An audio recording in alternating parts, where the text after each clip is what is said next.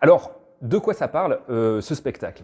Il y a plusieurs façons de répondre à cette question. Ici, là, aujourd'hui, maintenant, on va prendre l'angle théorique. Et d'abord, de quoi s'agit-il? Quand on dit « elles vivent », qui vit? En l'occurrence, alors attention, spoiler alert, il s'agit des idées. Les idées avec lesquelles on cohabite tous les jours, que ce soit les valeurs morales, les opinions politiques, les théories scientifiques, etc. etc. Ces idées sont d'abord des outils conceptuels qui nous aident à comprendre le monde dans lequel on vit et à interagir avec. Mais alors, ces idées aussi, on observe qu'elles ont une composante fictionnelle qui est essentielle à leur fonctionnement. Toutes les idées, même la plus cognitivement basique d'entre elles, a besoin d'un moteur narratif pour fonctionner. Bon, alors en tout cas, c'est une hypothèse, mais c'est une hypothèse à laquelle je souscris et dont on va explorer les ramifications dans le spectacle, notamment en observant l'effrayant pouvoir de rétroaction des idées. C'est-à-dire que les idées, on se dit « Ah oui, bon voilà, ce sont des artefacts conceptuels abstraits qui flottent comme ça dans un monde éthéré des idées. » Mais non, elles ont un pouvoir de rétroaction, elles impactent le réel, elles le changent, elles changent le monde, quoi. Waouh!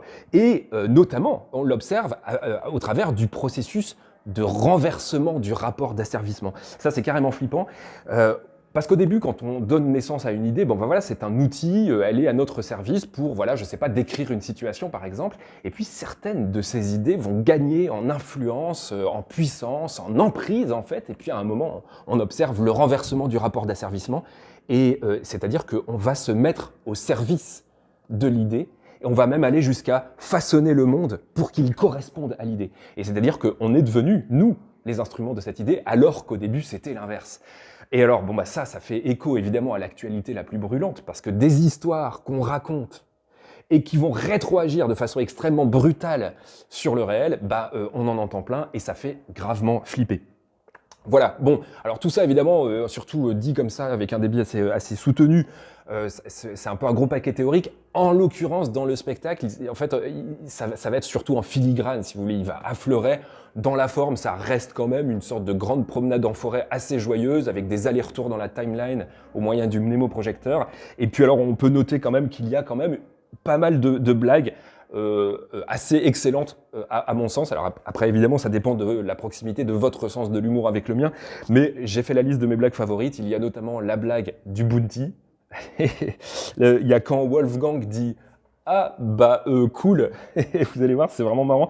Il y a quand la télécommande fait « Tout, tout !»